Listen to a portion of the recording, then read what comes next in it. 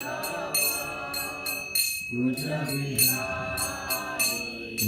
गोपीजन वल्लभा गिरिवरधारी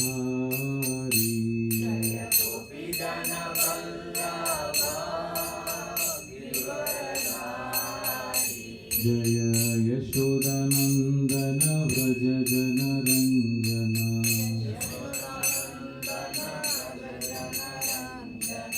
यशोदानन्दन व्रज जनरञ्जन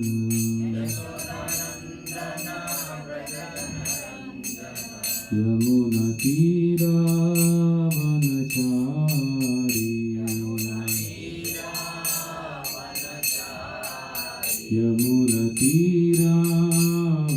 यमुनतीरावनचारी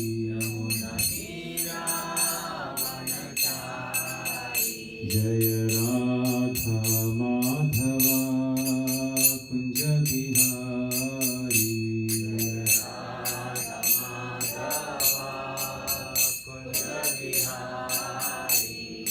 गोपीजन वल्लभा Girivardhari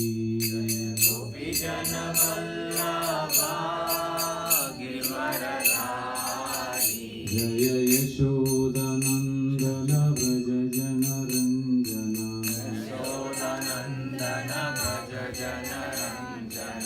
यमुनतीरावनचारी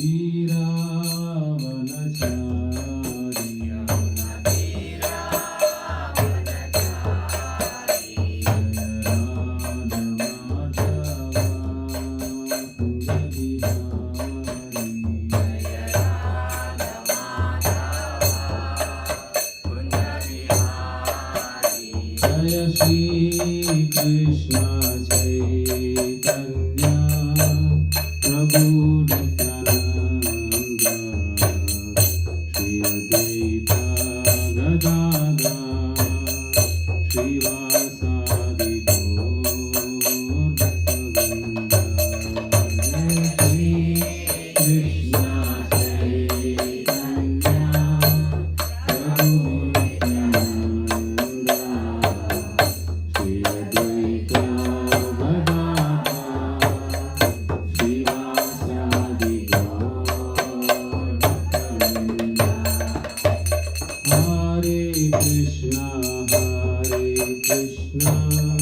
Krishna Krishna Hare Hare Hare Rama Hare Rama Rama Hare Hare Hare Krishna Krishna Krishna Hare Hare Hare Rama Hare Rama Rama Rama Hare Hare Krishna Krishna Krishna Hare Hare Hare Rama Hare Rama Rama Rama Hare Hare Krishna Krishna Hare Hare Hare Rama Hare Rama Rama Rama Hare Hare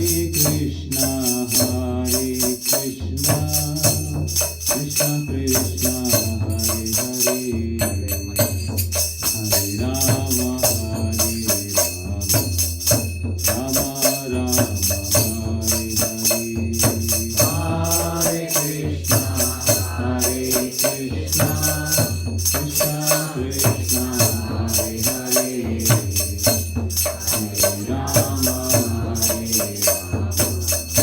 Hare Hare Rama Hare Hare Krishna Krishna Krishna Hare Hare Hare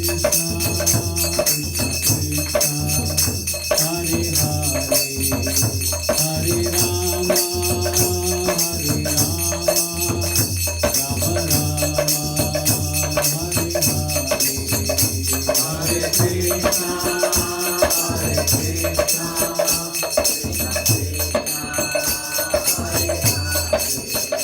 Hare Rama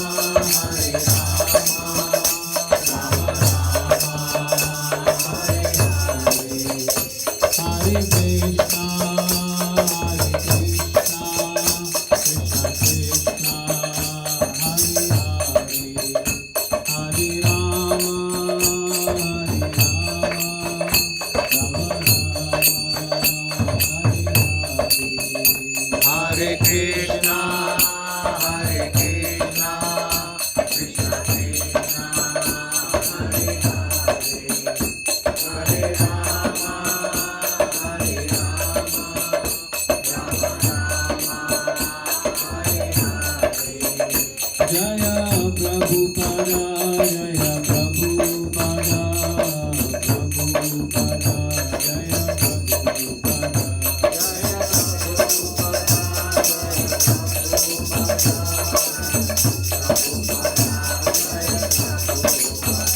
Jaya Jaya Prabhupada,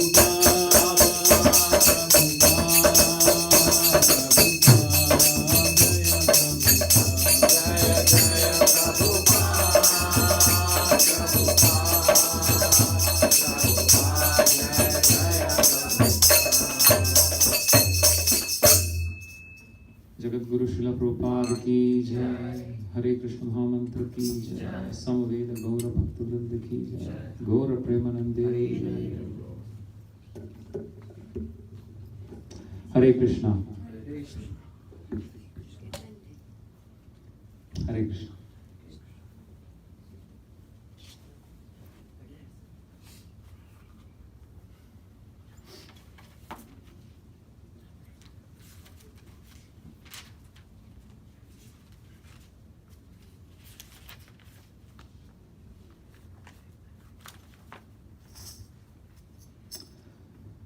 Welcome to our Sunday program, and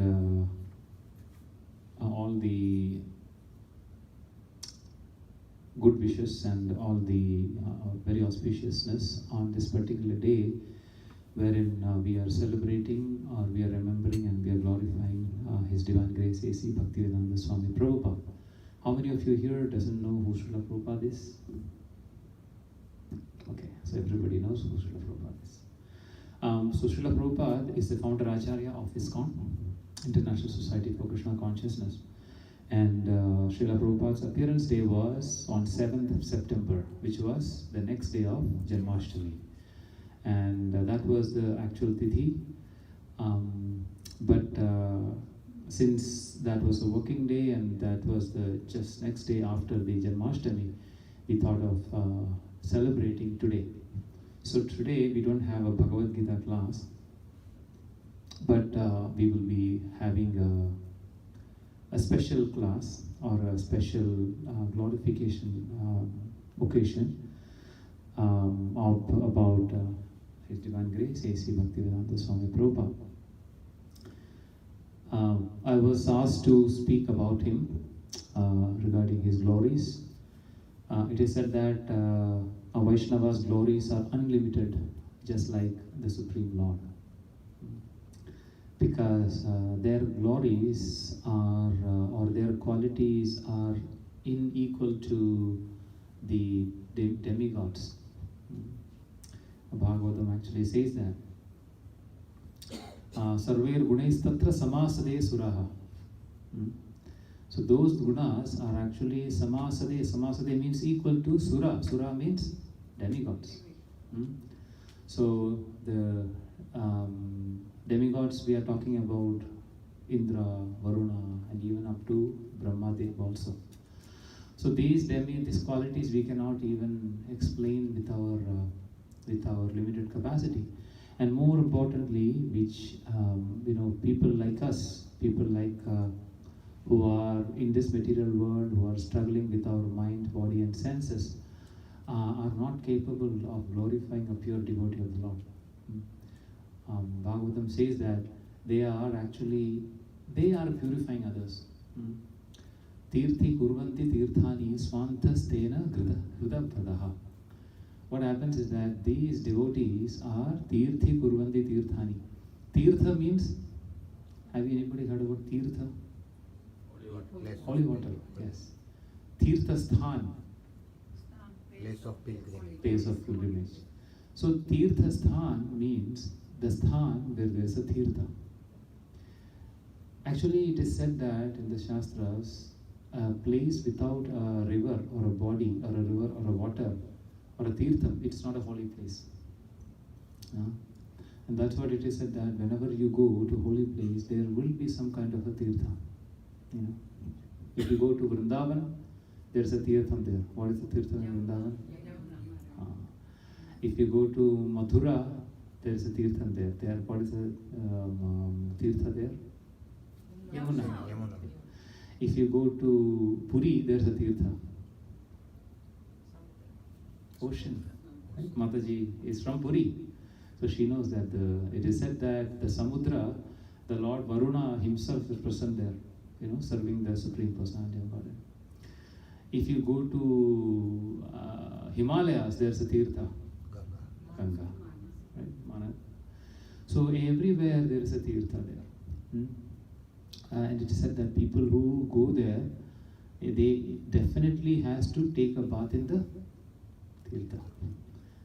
In South India, there are so many. In Kaveri, if you just go to Srirangam, you've gone to Srirangam, Prabhu? Yes. You've gone to Srirangam? Yes. You have gone to Srirangam, right? So Srirangam, it is called Tirtham. There is a Tirtham, and the Tirtham is Kaveri, right? So Kaveri is, it is said that all the, Punya Nadi, all the holy rivers take manifest in Kaveri. So if you take a bath in Kaveri, it is as good as taking a dip in all the holy rivers. If you go to Govardhan, or if you just go to Radhakund, Shyamkund, there is a Tirtha there, which is Radhakund itself, Radhakund and Shyamkund itself. So these Tirthas are there to purify us. So if you want to go to, let's say, You have forgotten Mayapur, Ganga is there, yes. In Mayapur, Ganga is there. Thank you. Sorry? Triveni Sangam, right? If you just go to the Kumbh Mela, why are people going to the Kumbh Mela? Is the biggest pilgrim gathering in the entire world. You know that, right? And one day, these people who were observing from the satellite, scientists observe from the satellite, right? What's happening in the world. So they were seeing in the satellite, and they say that, unbelievably people are gathering at one place, unbelievably. So they were just looking, what is happening? Is there chaos happening there? And they could see that hundreds and thousands and millions of people are just gathering to take a dip in the Triveni Sangam. So these are Tirtha Sthans. So Tirtha Sthan's primary objective is to purify. So if you just take a dip in the Tirtha Sthan, then you will get purified. So that reminds me of another joke which is actually spoken by Gauranga Prabhu. These devotees from Chowpatty, they went for a Tirtha Sthan, or they went for this bus tour. And first they went to the Mayapur, and then they said that whoever take a dip in Ganga, their sins all will be removed. All the bad qualities will be removed. So everybody took a dip in the Ganga. So they went to Vrindavan, and there they said in Yamuna, if anybody who takes a dip in Yamuna, their good and bad things will be gone. Nobody took a dip. Right? Because Yamuna is more powerful than Ganga, because she is intimately connected with Lord Krishna, and she is completely, will completely take away our good as well as bad things, right? So going, or eradicating or completely diminishing our good qualities. When I say good quality, I mean good karma. It's also good, right? If you are having good karma, then what's going to happen? You have to take birth again. To Take a enjoy. birth again, right? To enjoy. You have to take a birth again.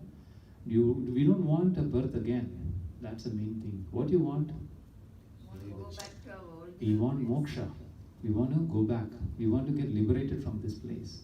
So if you are if you are actually doing good karmas, then what's going to happen? Come back again. A good body is waiting for you. And if a good body is waiting for you, then obviously you have to take birth again. But the problem is, if you take a good body, the world is bad. Right? The world is bad. It's just like today I'm having a bad body. That means because of the bad karma. I am driving a Toyota what is that? The smallest car, which is one called? Prius. Prius, right? So you're getting a Prius, so it is very difficult to drive. Difficult in the sense like it is not comfortable.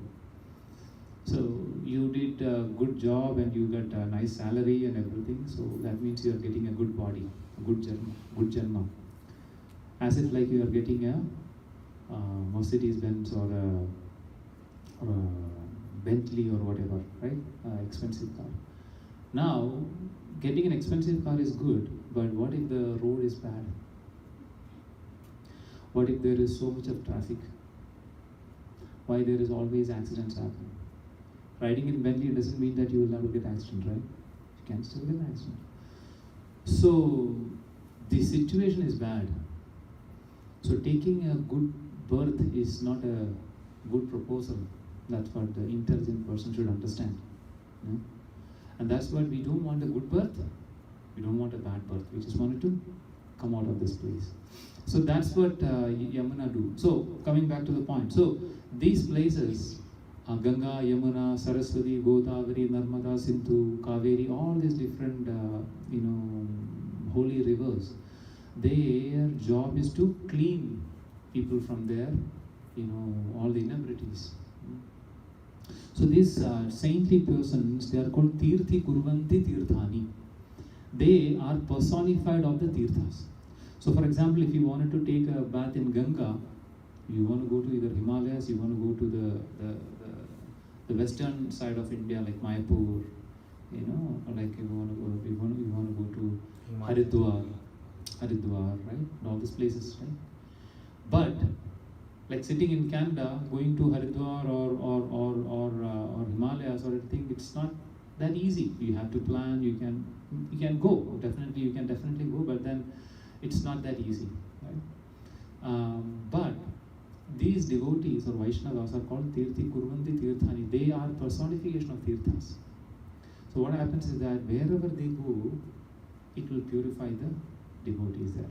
Let's say, for example, if a pure Vaishnava comes to this temple, so it is as if like Tirtha is coming to this place, and who are all getting association of that great devotee, who are all able to hear about that from a pure devotee, or getting association from that devotee, will also get purified.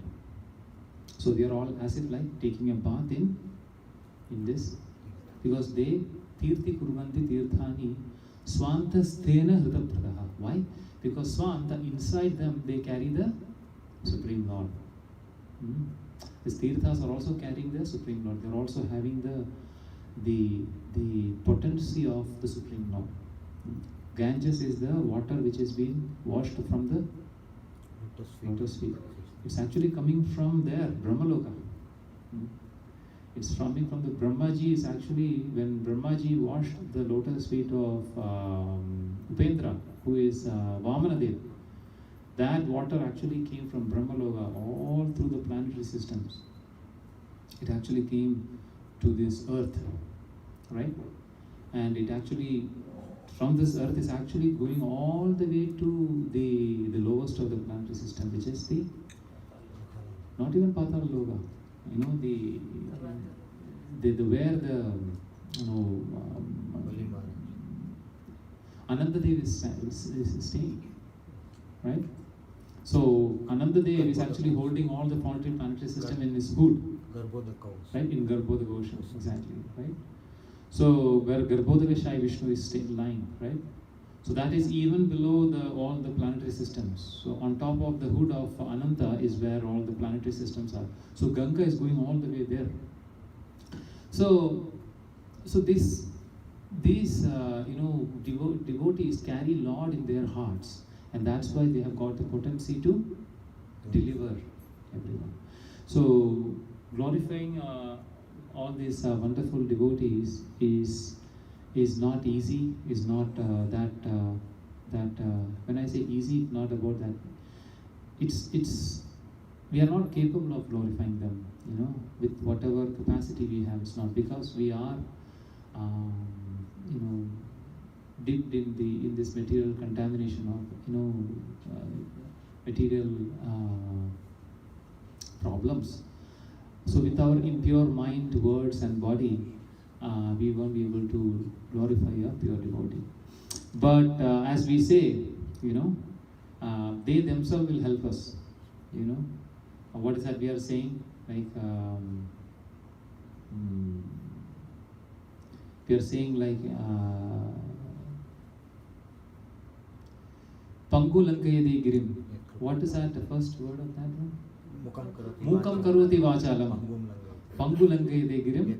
Yat Kripatamaham Shri Gurum Dinatarina. Right? So Mukam, the person who is dumb, who cannot speak, they actually become Vachalam. Vachalam means they become very eloquent. Pangu means a person who is crippled, who cannot walk. Langayade Girim, they can overcome the Giri. Giri means mountain.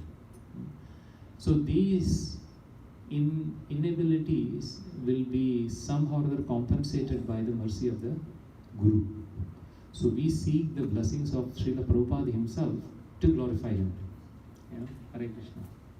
Right? We seek the blessings of Srila Prabhupada to glorify him. Same way, Brahmaji in the Bhagavatam is actually requesting Krishna.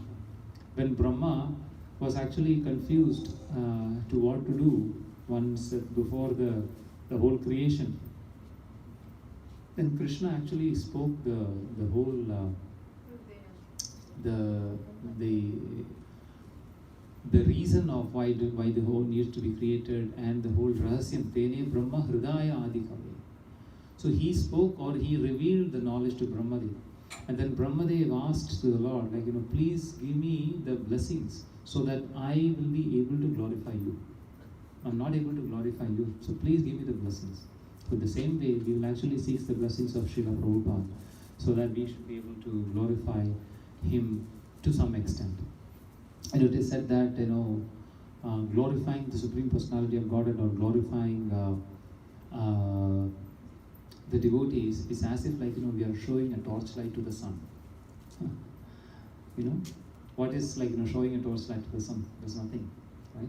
So, but we are actually taking a small effort here to glorify the Lord, glorify the pure devotee of the Lord, which is Srila Prabhupada. I'll just quickly go through a quick snippet from his important milestones in Srila Prabhupada's life, and then we will say a few words about him, and then the most important part is that we will request the devotees, especially the initiated devotees, to come over and glorify Srila Prabhupada.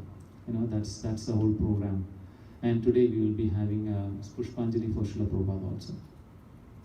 So Srila Prabhupada, he was born as Abhecharan, with the name Abhecharan, in 1896 in Calcutta, and in September 1896.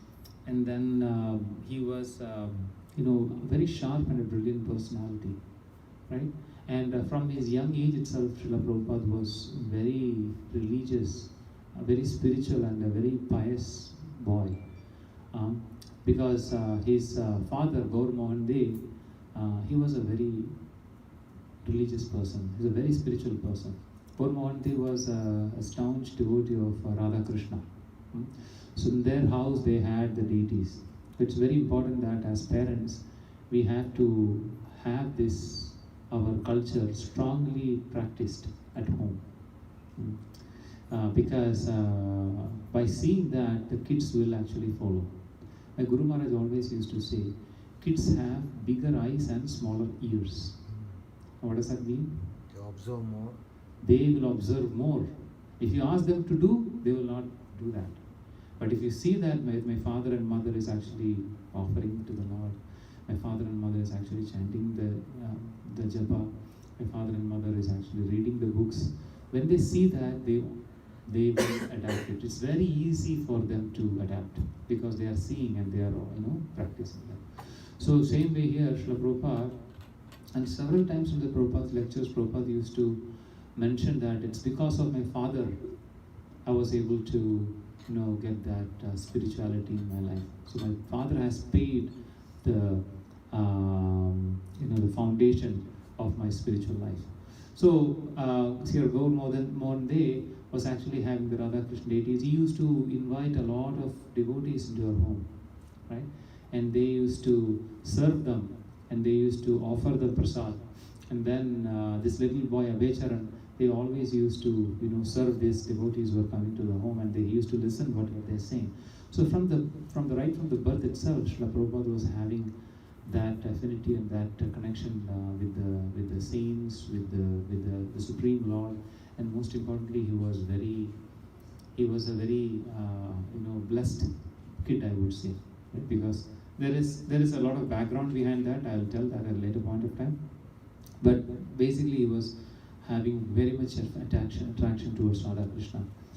He has done Rath Yatra at his home. He has his little sister and other devotees, other small boys and girls in his neighborhood. They actually made a ratha, and then they have put Jagannath in that ratha, a small cart, and they used to do Rath Yatra at home, a small boy. So Prabhupada was very, very much attached to Krishna, and then very much attached to devotees, and then from the right birth itself, he was actually a very religious boy. And then, as I mentioned, he was a very bright and brilliant student. He was at that point of time, the Calcutta was the capital of British rule. Even though Delhi was official, but then Calcutta was the official, or rather the so-called capital of British rule, British colonies, right? And all the great colleges and universities were at Calcutta, right? So Prabhupada was actually studied in one of those prestigious college, and he was a very bright student there. But then in between, he left all his studies.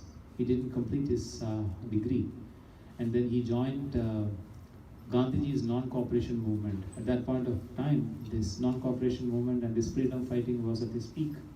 And then he was actually left everything, and then he thought this college, what am I doing? I'm actually revolting against Britishers, and I'm studying in their college. This is not good. No, this is Hippocratic. So I should never study in the college which is established by the British. So rather I should give up their degree, and then I have to join Gandhiji. So he joined Gandhi, and then he actually started business. He started his business as a pharmaceuticals. Yeah. So then he just started a business, a medical center, or a pharmaceutical clinic, or a company in Allahabad, Prayag. And then he had a friend. Remember, Prabhupada had that thing inside him, right? That spirituality inside him. But then as we grow old, sometimes you will forget. Sometimes that will be shadowed with your material things, right? That's what we always used to say with parents, it's our prime duty that we should give the spirituality right at the very young age to the kids. When the kids are in their schools, right, at the age maybe 5 or 6 onwards, we should start giving them that spirituality. Why? Because that's when they will be able to absorb the spirituality, when they are very clean in their heart, in their mind. And that's when they will be firmly established in their heart and mind. Now, when they go to universities, and when they become an adult, when they are getting job and everything, they might forget. We might see that kids will not follow, I don't want to follow this, I don't want to do japa and everything, right? They may forget also. But at a later point of time, this will come back, right? As a parent, what we are doing is that we are actually planting a seed in their heart by giving these spiritual things in their early ages. And what happens is that this will be there. And once they are grown old and an adult, at a point of time when they see that, okay, there are certain situations wherein I'm not able to do by myself. There are situations wherein things are not under my control. When they realize something like that, that's when they see that, okay, I know what to do. I need to take shelter of the Lord. So that is what we have to give them that spiritual understanding, and that give that spiritual background or foundation, so that at one point of time they will realize that, okay, or they will easily come to the spirituality without any help. They can easily come because it was there. The seed was sown by the parents, and then it will fructify at one point of time. Foundation was there. The same way here, Srila Prabhupada's life, even though he left his school, he became an active freedom fighter. He started a business. He got married, and then he went into a so-called materialistic life. But then he was, he was having that hankering within himself. And then one day, one of his friends told him that, I see that you are a very spiritual person. Why don't you come with me? I have, yesterday I went to a spiritual satsang, and then I heard a Guruji who came from Calcutta, and he was just, who came from West Bengal, and he was speaking, so why can't you just come with me? So he took Srila Prabhupada, at that point of time, Abhecharan, took him to this spiritual personality, again, a pure devotee, as I mentioned. So the moment Prabhupada came there, this saint saw Srila Prabhupada from the back, and he called him that come over. And then he just like that, he called Prabhupada, and then Prabhupada came, and then he said, like, he seems to be like a very, and then they talked, right? And then he talked to him, and then about all his details, this Guruji asked, and Srila Prabhupada explained him all this of the background. And then he realized, he's told that it seems like a very intelligent and educated person. So why can't you just go and, or rather, why can't you just start translating the books from Bengali to English, right? So that was the first meeting of Srila Prabhupada with his spiritual master, which is Bhakti Siddhanta Saraswati. So this personality was Bhakti Siddhanta Saraswati, and Bhakti Siddhanta Saraswati Maharaj is the one which is next to Srila Prabhupada on the specs, right? So he saw Srila Prabhupada, and he immediately realized that he will be a great personality who should be able to spread this Krishna consciousness movement in the entire world, right? That is the vision of, or that is the, what is that called? The great vision of these personalities. They can see behind the material coverings, right? So immediately found that this could be my successor. This could be the person who should be able to, or who will be able to spread this Krishna consciousness across the world. And that's what he was calling. Even though he was a materialistic person at that point of time, running a business, just like us, right? We are just doing a business or just working. We are having a family life, and then we are a grahameti, right? We are supposed to be a grahastha. We have these ashramas, right? 4 ashramas. What are the 4 ashramas? Brahmacharya, grahastha, vanaprastha, sannyas. We are on the second rung of that ashrama, right? And we are supposed to be grahastha ashrama. Grahastha ashrama, it means, ashrama means you are actually in a spiritual platform, lack of a better word. In a spiritual or a religious or based on dharma, put it that way. Your materialistic or family life based on religious and dharmic way. That is grahastha ashrama, right? But when you are actually living a grahastha in a pure materialistic way without any basis or background of spirituality, then you are not grahastha ashrama, you will become grahastha shrama, right? What's the meaning of grahastha ashramam and grahastha shrama? Shrama means what? Labor. Difficulty, right? Then this grahastha will become a shrama, right? But otherwise you will be grahastha shrama. So Prabhupada, even though seems to be like a grahastha to this saint, which is Bhakti Siddhanta Saraswati Maharaj, he called Srila Prabhupada, and he was asking him, and he was delegating a job to Srila Prabhupada. Think about translating these books And then I think you have a potential to go and preach this Krishna consciousness to the entire world. At that point of time, Prabhupada, at his age of, let's say, 30, 35 years old, having a responsible role, having a business, having a family to take care of, he could never think about going and preach in the Western world, right? And we have to understand that at a point of time, Western world was completely into this rebellious mood of what is that called? Hippies and that. No. There is a movement which is non-cooperation, something like a non-cooperation. They were all rebellious. If government is saying like, you have to do this way, they will not do that way. Sometimes like our kids, right? If you ask them to come here, they will go back. So if you want them to come here, you say, go there, then they will come. Right? So hippies were like that, right? So there were revolt movement happening there, right? So they were actually completely opposed against the norms of this entire world, right? What is the norm? You have to wake up early morning, you have to take a bath, you have to, brush your teeth, you have to be sober, so to speak, and then you have to do your thing, work and everything. Hippies completely oppose that.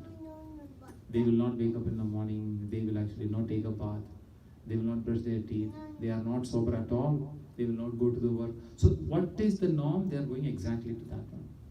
That was the revolt movement, and all based on and completely on drugs. That's what they think, that human life is something not in this material world, we are beyond that. So it is a perverted form of spirituality, so to speak. Spirituality is something basically that dharma, artha, kama, moksha. Moksha, what is the definition of moksha? Completely go opposite to the material aspects of the world, right? That means you just be be non-attached to this materialistic thing, right? So this is a perverted, but it's a very brutal and very distorted way of living, right? So going to the Western world and preaching the spirituality was unimaginable. So talking to a person of 30, 35 years, asking him to go to this Western world and preach spirituality to them was unimaginable. So if we say something, let's say, if I take our Anand Prabhu, that Prabhu, you just go to Mexico and then ask them not to use drugs, right? So imagine, like, if somebody tells you to do that, you will be thinking, what you will be thinking? Impossible. He will be joking with me, right? So this is even more difficult task for a person, young man, to hear, and he was just ignoring it. But the more he was trying to ignore it, this instructions of his Guru Maharaj was actually deeply echoing inside his heart. Right? It was deeply going inside his heart. It was just he was keep on meditating about that one. It was not at all, he was not at all able to get out of this instructions. So it will just keep on coming, because it has come from a very powerful personality. It's come from a very powerful personality. In fact, as a matter of fact, Bhaktisiddhanta Saraswati Maharaj was none other than the close associate of Krishna, the Manjaris, right? Anyway, so this was keep on going inside his heart, and he started translating the scriptures, Srimad Bhagavad Gita, Bhagavatam and all, right? And then one day, he came home and he saw that all the translations which he had made were gone. He was just painstakingly translating all the scriptures to English, from Bengali to English, from Sanskrit to English, and it was it's all gone. And he was just looking around and couldn't find this manuscripts. Then he asked his wife, where it's gone?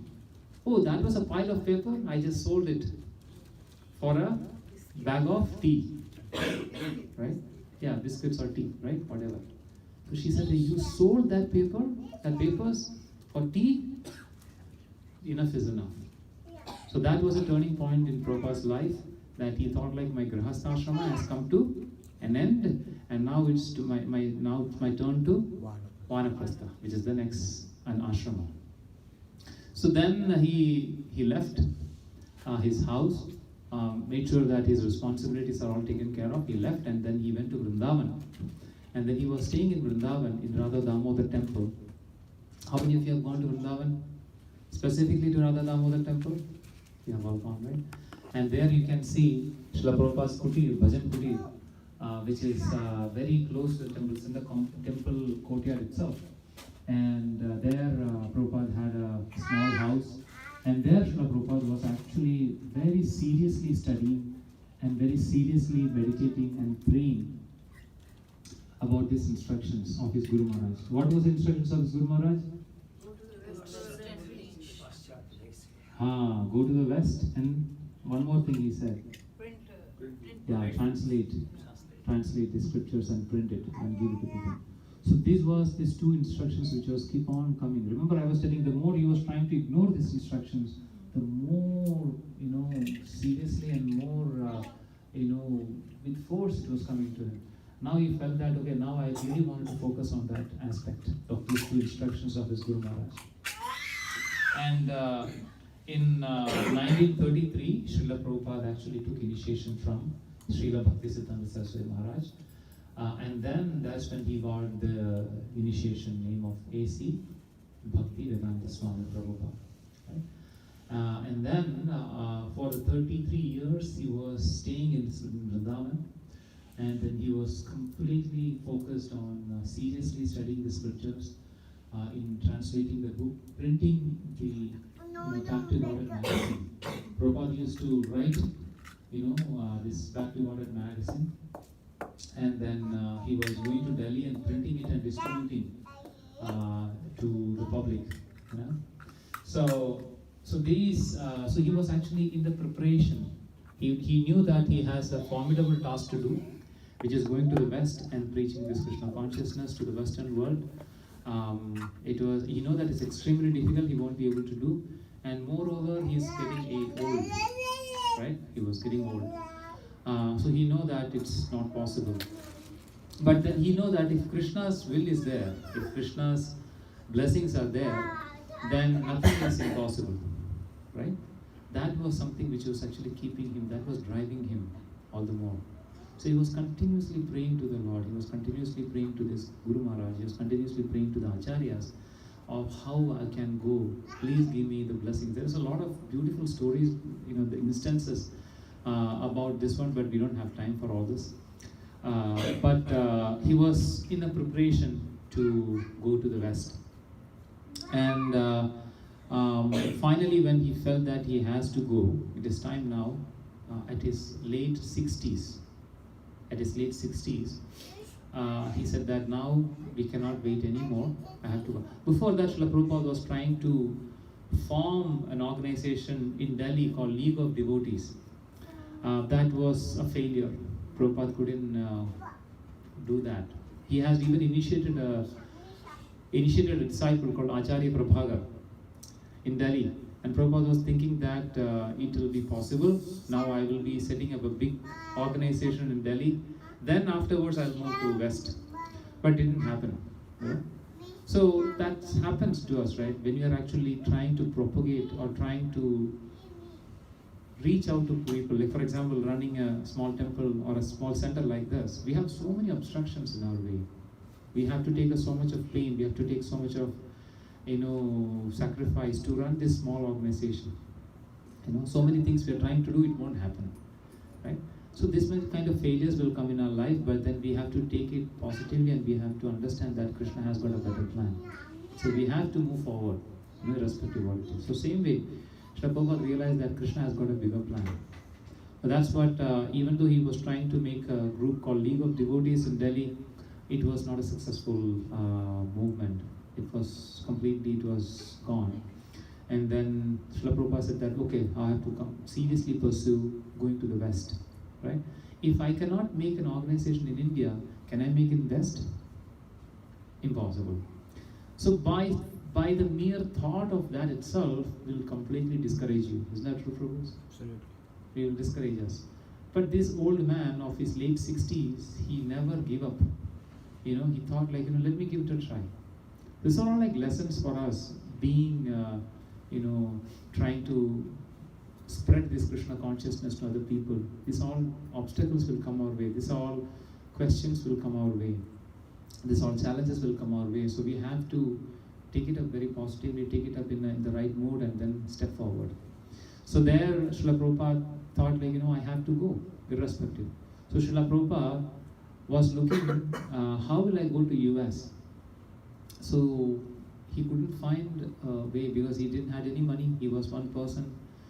He didn't have any financial support. He was living in Radha Damodar temple. Absolutely no money with him. So Srila Prabhupada was looking if somebody will be able to sponsor him to go to the US. And he was knocking all the doors, and then he was not getting a better response. So then he finally saw a shipping company, right? And this lady's name was Sumati Morarji. She was running a shipping company, a cargo shipping company. So these ships used to take cargoes. Cargo means? Goods. Yeah, goods, right? From ships from one country to another country. So she was running a company, and then Srila Prabhupada asked her that, could you arrange a seat for me in your ship? And this lady said that, Swamiji, this is not a passenger ship. This is not a luxury ship. This is a cargo ship. So you won't be finding it comfortable in that ship, right? And it's a very difficult journey. It will be difficult for you. So Prabhupada said, it doesn't matter. All I need is a means by which I can go. Just something wherein will actually take me across this ocean. That's all I need. I don't care whether it's a cargo ship or anything. Whatever it is moving, put me in, I will go. And then Sumati Morarji was very much hesitant, and she was very much concerned about the age of Srila Prabhupada. He was in the late 60s, about to be 69-year-old. 70th birthday he celebrated In the ship. So Prabhupada said, no, please give me that opportunity to that I can go to the West. Prabhupada, then she said that I cannot do that because you will be dead. You cannot overcome this difficulties in the you cannot even imagine how difficult is that on the middle of the sea and the ocean. Prabhupada said, it doesn't matter, even if I die, I have a mission to do. So even if I die doing that mission, I'm happy. But please do that. This lady said that, no, I cannot give you. Knowing what is the situation, I cannot give that. Prabhupada said, if I were your father, and your father is asking for this, will you deny that? Prabhupada was trying to do sentiments with her. Samam, Danam, Bhedam, Dandam. That's the 4 ways why you have to do a thing, right? Prabhupada said that if I were your father, will you say no to him? And she said this man is never going to go back. So she gave a ticket, or she gave a place in her Jaladuta. Sure enough, Jaladuta's travel was extremely difficult. How many of you have gone on a trip on a ship? Very young age. Very young age? No, that's a boat program. I'm talking about a ship. Not the ship. Even a cruise. I'm talking about crossing the ocean. Yeah, we have gone for a short time, 1 hour. 1 hour, right? Yeah. Oh, you talk about our Central Island thing?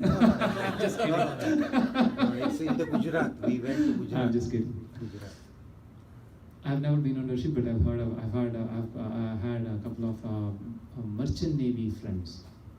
They used to explain me, ocean is not easy, never easy. Even though you're going in a very sophisticated, high-tech ship, you will get seasick, and the weather is so bad. Your body is not getting used to that. Doesn't matter how much healthy and how much fit you are, your body won't get accustomed to this. When you're getting into the middle of the ocean, it's a completely different place altogether. So, and this is I'm talking about 1965, right? Imagine the technology there, and that was a weathered cargo ship. Cargo ship is extremely austere situation, and this old man was there with a trunk of Bhagavatam, an umbrella, a small packet of cereals, dry cereals, and $7 worth money. That's it. all he have his mind is that he wanted to go to the west, and he wanted to give this Krishna consciousness to the poor fallen souls like. So he just bought the ship, and then there was a 33 days, what is that called, torturous days of travel, Voyage. right?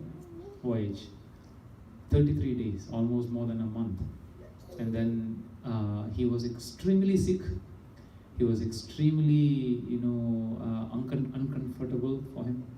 The food was not proper, because you know what is in a cargo ship. You can expect what it will be there. He was having a very small cabin, an extremely austere place. It was very cold.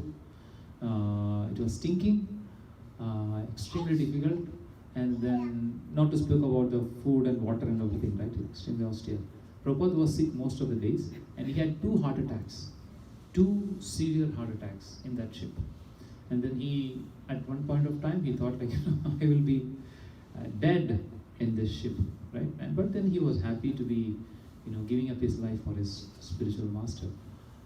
Somehow or other, Prabhupada was at one. I have heard about one of the memories of Srila Prabhupada, wherein it said that Prabhupada was almost at the verge of death, and he saw that this ship was being pulled by a small boat, and Krishna was rowing that boat. And then he knew that, okay, Krishna is driving this boat, and then I will be taken care of. So after that, Prabhupada became healthy, is what it said. So Prabhupada finally came to the Boston Harbor, and that's when he found that when he saw this huge building, of course, when you come to this Western world from India, and when you come to the Western world, when you see these big skyscrapers and this whole culture, you will get a culture shock, right? When you come here, you will get a culture shock. So same way, Prabhupada didn't get a culture shock, but Prabhupada was so much puzzled or bewildered. I'm going to speak Krishna consciousness to this world. It was beyond his imagination. Prabhupada had some from some picture in his mind about Western world, but when he saw for real, he was extremely astonished and surprised, and he was puzzled. How am I going to speak this great spiritual philosophy to this mudhas, right? To these people who have they don't even know how to brush their teeth. How am I going to speak about this greatest philosophy of Krishna consciousness to these people? And there Prabhupada was actually, so much emotions came to his mind. So much emotions as feelings has come to mind, and he just transcribed that into a poem. And that's called Markine Bhagavatam. It's a wonderful poem. So there Srila Prabhupada, then he said like, okay, whatever it is, make me dance, my Lord. Whatever I am just a doll in your hand, a puppet in your hand, make me dance as you like. So Prabhupada, somehow or other, Prabhupada, it was a big story, it's wonderful, but we don't have time. Prabhupada actually finally, somehow managed to find a house through one of his contacts. And then, what is the name? Sally Agarwal. Mr. Agarwal and Sally Agarwal. The Prabhupada was staying at their home. Sally was a Westerner, and this Agarwal was a Hindu. Because Prabhupada knew his father from back in India, somehow Prabhupada got in contact with them, and then they were living with this family. And obviously, you can understand the situation as a white lady and a Hindu husband. And this Hindu husband is no more a Hindu because white lady is at home, so he has to become a white only. Right?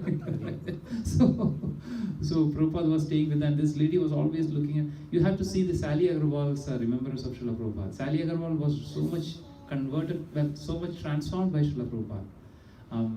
But at the initial time, Srila Prabhupada, she was asking, why did you just bring this old man in here?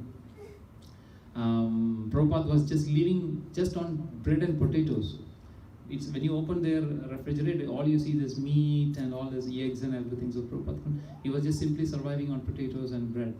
But then Srila Prabhupada just served them, nice, wonderful Indian dishes. Prabhupada used to make kachoris. Prabhupada used to make puris. Prabhupada used to make rasgullas, and then used to serve them. And the Sali Agarwal also said, I've never had such delicious food in my life. Right? Anyway, so Prabhupada was living with them, and then he moved to Pauri. He had a very difficult time. Prabhupada was actually having a disciple. He was actually teaching one person. His name was John or something, forgot. A white person. And this Bauri, I don't know, Bauri can be compared to, in downtown there are some, what's that called, Prabhu? Ghettos. Have you heard about ghettos? What is a ghetto? What is ghetto, Prabhu? Lower income community. Lower income community where people don't have money, they will actually, loot, and they just primarily just loot, and there's a highest rate of crime rate, and obviously highest rate of drugs and everything, right? Sometimes if you see just some part of in downtown, you can see. So Bauri was the most what is that called, infamous or notorious. Sorry, thank you. Notorious place for this as a most notorious ghetto, and Prabhupada was living there. Why? Because that was only place where he can get a shared apartment. Not even apartment, it's a shared room. Just imagine having a room in a ghetto, and that too shared with somebody. And who will be the people who will be staying in a ghetto or this place? Will be obviously a person who belongs to that group.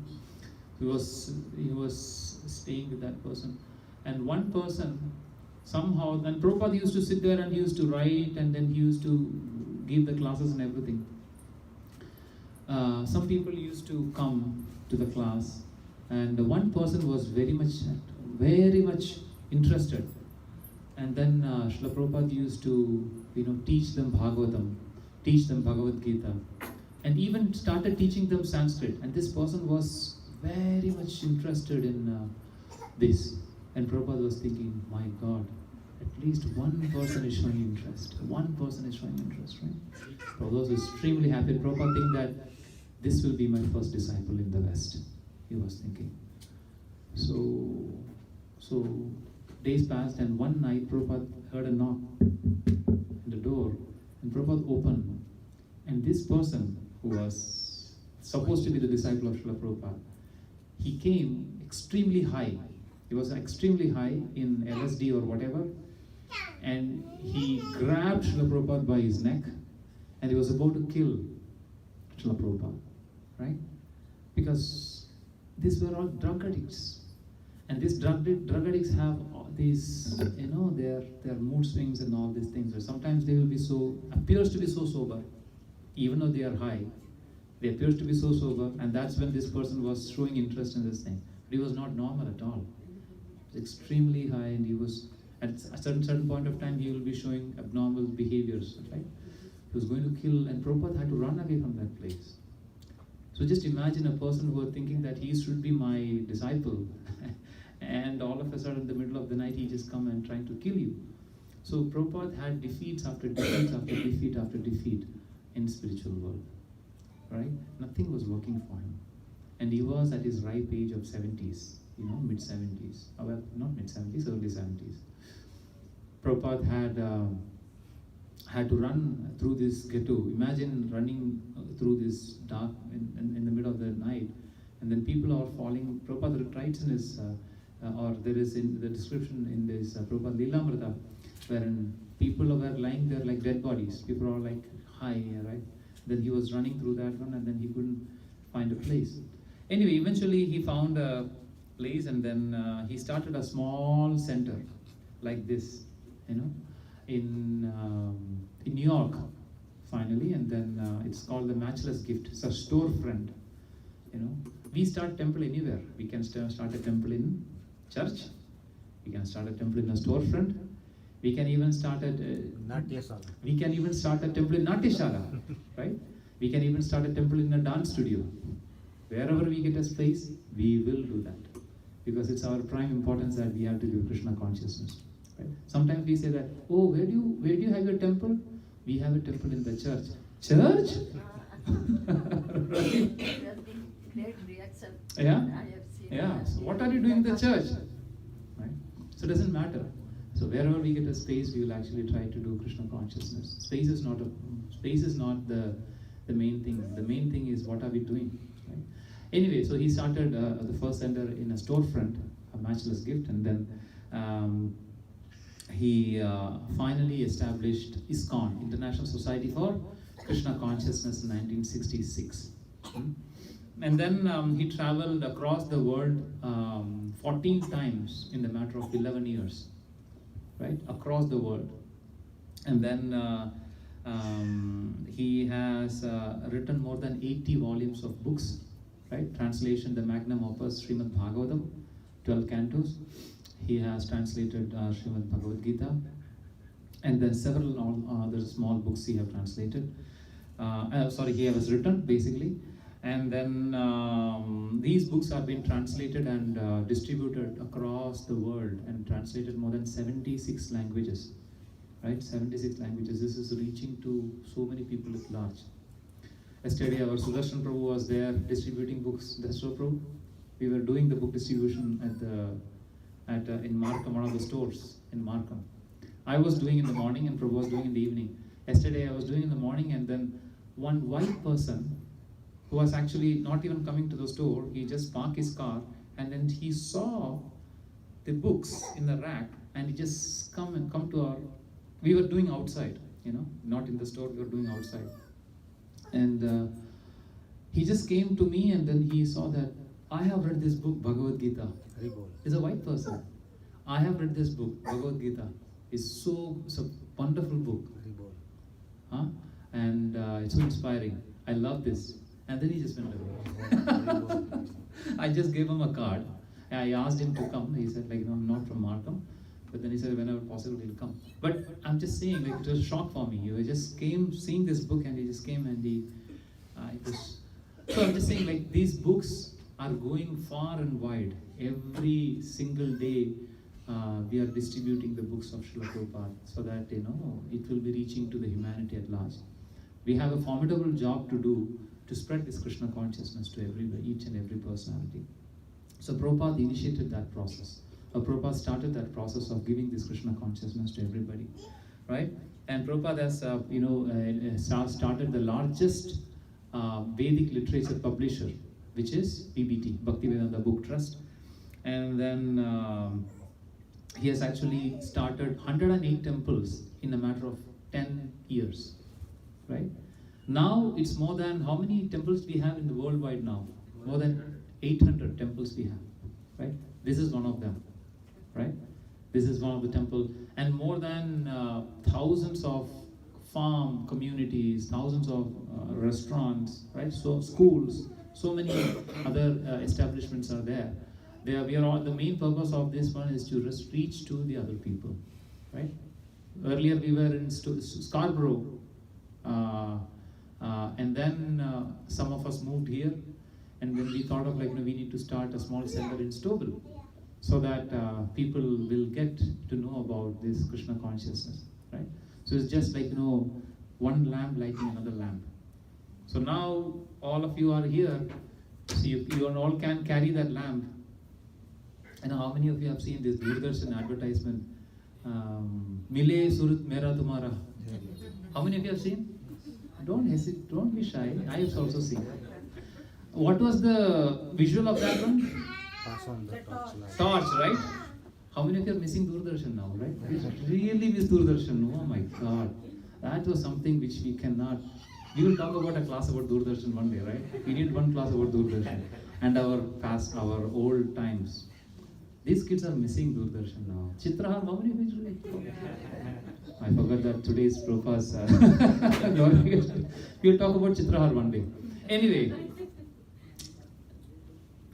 carrying the torch, passing the torch to another person.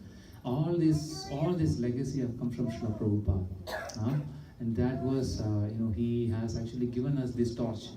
Now he has given that torch to us, and then he said, now you carry this torch and go forward, right? So today is is a very auspicious day. We are actually trying to glorify Srila Prabhupada. And without Yadi Prabhupada na hoito, right?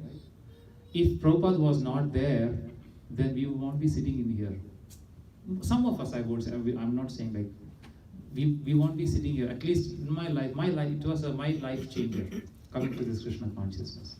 I was born to a normal family with zero God consciousness, right?